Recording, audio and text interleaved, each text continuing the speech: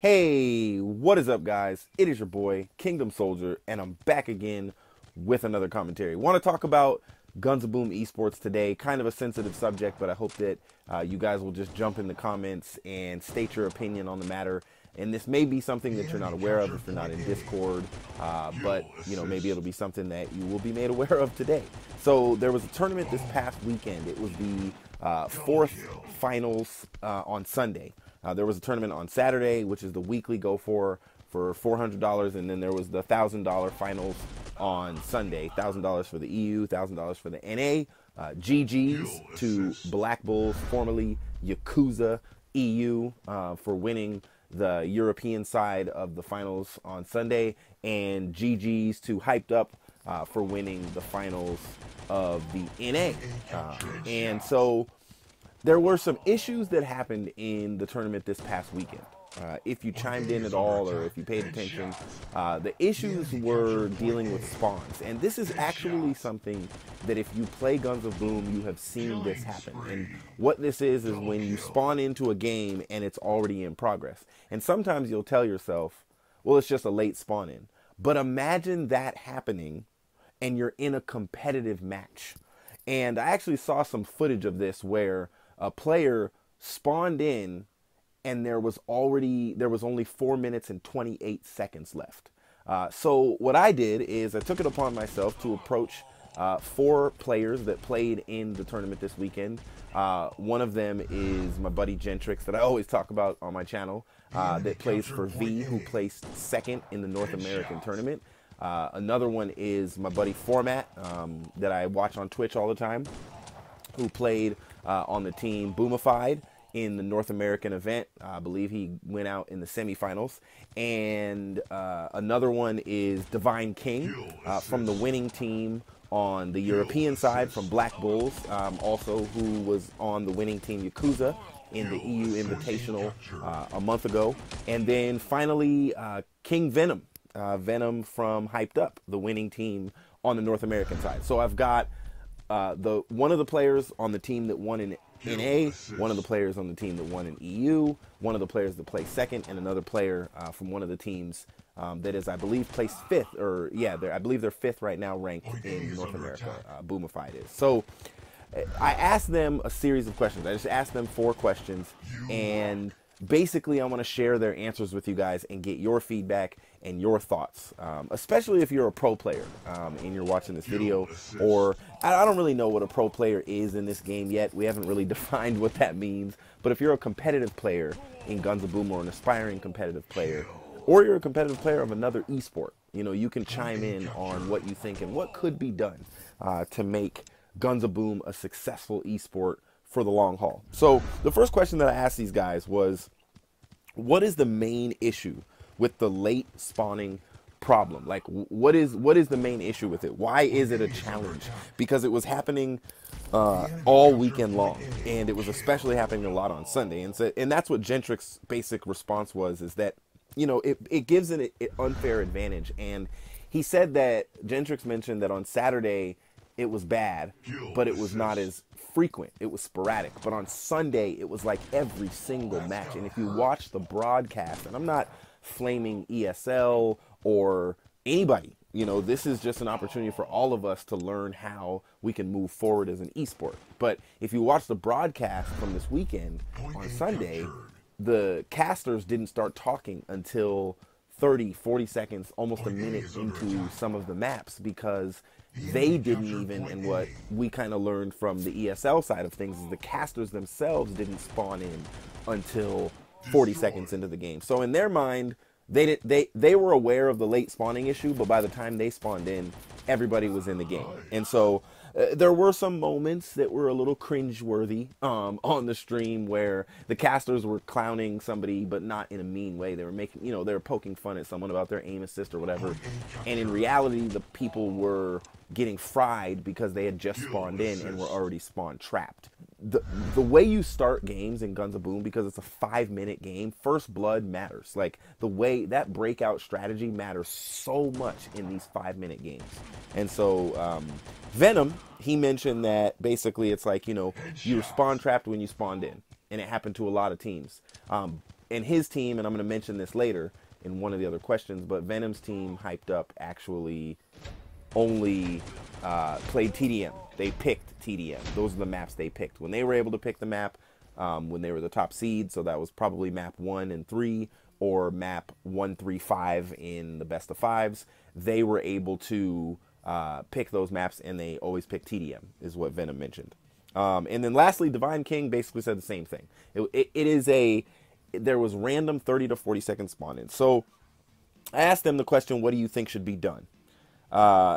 Format, I'm not going to read everybody's responses, but Format basically had an idea that I hadn't really thought about. And he said there should be almost an intentional created 30-second delay like they have in Call of Duty. And it really made it, in Call of Duty, in competitive Call of Duty, you could play with your classes, you could do whatever in that 30 seconds and just wait so that you knew everyone was going to spawn in the lobby and everyone was going to spawn on the right team. It's easy in Guns of Boom, there's no wrong team stuff, but you could make sure in that 30 seconds that everyone spawns in, and if they didn't, as it's written in the ESL rules, if someone doesn't spawn in, then the game can be restarted. And so I thought that was a good idea. You know, I don't know how possible that is from a development standpoint, but I thought that was a good idea. Venom just mentioned play TDMs and wait in spawn until the other team is spawned in and then fight. You know, and the thing I understand Venom's perspective is Venom's really like, well, my team is winning and we're doing good, and I'm not saying that as a diss. You know, it's like, hey, I mean, we won. You know, so as much as we want to complain about the issue as well, they kind of figured out a way to just not make it that much of a factor in the maps that they chose, you know, and I kind of, that sounds like a good idea. And Divine King basically was like, fix it before the next live event. And I agree 100%. Anything that Game Insight can do to fix it, and I know how frustrating it was for ESL to have to cancel 2 tournaments in a row, 2 weekends in a row, and everybody's wanting to see a GO4, we want to see competition, and then it came back, and so it was a weird weekend, but I think everybody's happy that the tournament still took place, you know, and people were still able to win and all that kind of stuff. So the next question I asked 2 more questions. The next one was, do you think the results of this weekend's GO4 would be different if the spawn issue didn't exist? Jen said, absolutely.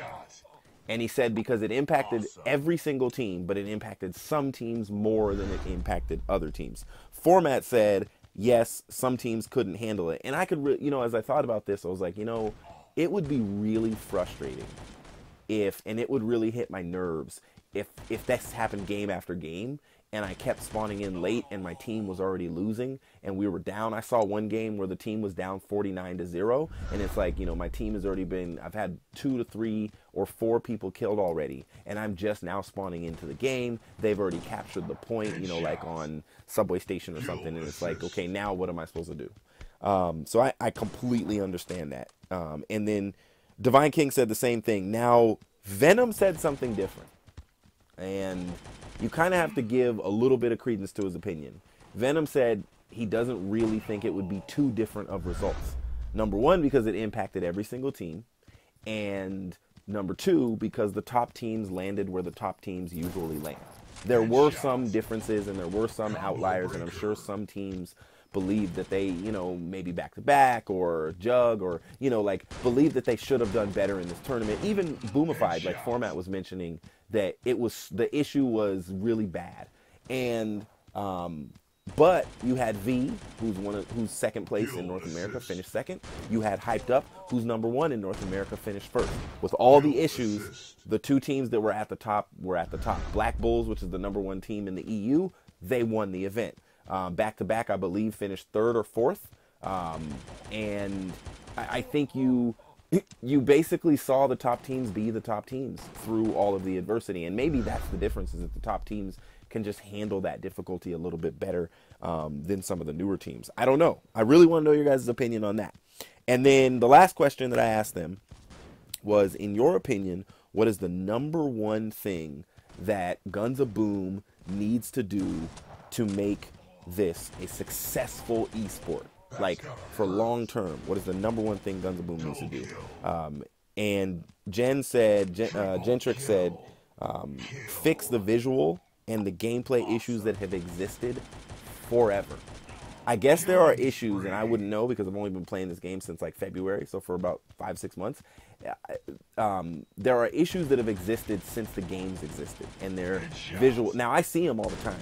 You know, I see what he's talking about, and I've experienced them all. But when you're playing in a public setting, and you're on your cell phone, and you're on Wi-Fi that isn't that great, you kind of just blame it on the connection, and you move on. You know what I'm saying? You don't really worry about bugs. But when you're playing competitively, and it's being streamed, and people are watching it, it can be really difficult to watch and to follow when there's all these bugs and these visual challenges, and the players get more frustrated because they gotta, when you are playing for money, when you're playing for $120,000, you want the game to be like in its best form. And I understand that 100%. And Jen was just saying there's some issues that have existed forever that top players have always mentioned, and he just wishes that, you know, Guns Boom, Game Insight, that they would, you know, make some changes to that. Venom responded, and I really liked his response. He said that it's very hard for a mobile game to be a successful esport. From the get-go, that was his number one statement. But it is possible. And what he said, and this is my message to Game Insight, because you're probably watching this video, what Venom said, and I agree with, every event, every GO4, every stream, besides this last weekend, has, from a player's perspective and from a competitive player's perspective, has been phenomenal. It has been awesome. And I think all of us have just been like jaw-dropping, loving the success of Guns of Boom as a competitive game. It has just been awesome to watch. And I will say that as someone who watched Call of Duty rise, I missed 3 Call of Duty titles, I think, or maybe 2, but I watched it rise. I watched Call of Duty eSports grow to what it is today. Watched, and all the other ones, you know, Overwatch, Gears of War, Halo. I mean, I've been watching all of this just grow. And Guns of Boom is at the very beginning and has such potential, in my opinion, to be a legitimate esport on a phone or a tablet, you know, a legitimate mobile esport. I think it's possible. And I agree with Venom 100%. What he said is that Guns of Boom has to be amazing in Los Angeles. The event in LA has to garner even more views than the Katowice event, or Katowice, however you say it. The Poland event, there we go. It has to garner way more views than the Poland event, way more attention. He mentioned this, and I'm just going to say it because he mentioned it, but people like myself, analyzing, making videos about it, all that. And that's one of the reasons I'm making videos like this, is to grow the sport. This isn't to trash ESL or Guns of Boom and complain. I don't want to complain, because now I'm about to give you guys my take on all of this and kind of my opinion. And then I'm just going to end the video. I know it's pretty long. Hopefully you've enjoyed the gameplay in the background. But so my take on all of this is, I think that criticism is necessary for growth, but it has to be constructive. Constructive criticism builds, and destructive criticism tears down. And I think some of the ways that some of the players, out of frustration, legitimate frustration, some of the ways that they have approached Guns of Boom and approached Game Insight and even approached the ESL community manager in Discord is borderline stepping over their bounds as a player on a mobile phone that is getting offered money to win. You know, and I understand the frustration, but there is some destructive criticism, and destructive criticism can actually tear down this awesome opportunity that Game Insight has given us. They don't have to do this. None of these events have to happen. None of this has to happen. Game Insight, and you can see it on Stannis's face every time he gets on stream. He is in love with this game and wants it to be successful. And there was even emotional moments during the EU Invitational when it went to that second best of 5, and he was just so happy that this game was being watched by thousands and thousands of people, and it was doing a great job. And I think it can continue to do that. I think that a suggestion for Game Insight is to get a esports community manager. Is to hire somebody that basically is the liaison between the developer and the esports community. So that's not just ESL, that's the players themselves. ESL has their own community manager, but if Guns Boom one day moves away from ESL and goes to MLG or something else, then there's going to be a missing community manager. So it's important, in my opinion, that the developer themselves have someone who can relate to the pro players and can talk to them and can be a liaison between the two and to help build mutual respect. I think that really has to happen to work with whoever. I think patience is required. From Guns Boom, I think Game Insight needs to not rush into doing too much in esports if they're not willing to respond to these issues and things like that, which I believe they are, and I believe they will. I've seen all of this happen. I think we have to have patience as well, because I've seen all of this happen in the Call of Duty community. Every single year when a new Call of Duty game comes out, there's one thing or two things or 20 things that competitive players complain about when they first play the game. And then somewhere throughout the year, all of that goes away and everybody just starts saying, I'm so happy, I'm so glad I won, and they love the tournaments and they love the events and they get used to the game and they play the game, and the developers the entire time in the entire life cycle of a game are always working on it. And that is one thing that all of us have to keep in mind. Developers are developers. They're always developing. They're always trying to improve the game, fix the bugs, make it better. Always. So the suggestion towards Game Insight that they need to listen to what's going on and try to fix it isn't really a suggestion. It's just an encouragement to do it faster. And that's what has to be realized by every competitive player. Game Insight's already working on this. They haven't told me this, but I know it. They're already working on this. No one wants to have a game that's not successful. And even though the number of competitive players are limited compared to the millions and millions of people that don't play this game competitively, this game in and of itself is created basically as a competitive game. It's 4v4 out the box. Immediately, it's 4v4. And first-person shooter esports are usually 4v4 or 5v5. And so you're thinking, well, 4v4, that's an esport. You know, it's easy, it's transferable, and that's why I think Guns Boom could be really successful. We just got to be patient. And lastly, I'll say that I agree with something Jen mentioned about leveling the playing field. And these are going to be some drastic suggestions. I think that all playable weapons that are playable in tournament should be available in pro mode. If we cannot make all playable weapons available in pro mode, then I think that maybe the players on the top 8 teams that are going to play in every competitive tournament, I think they all should be given every top tier weapon.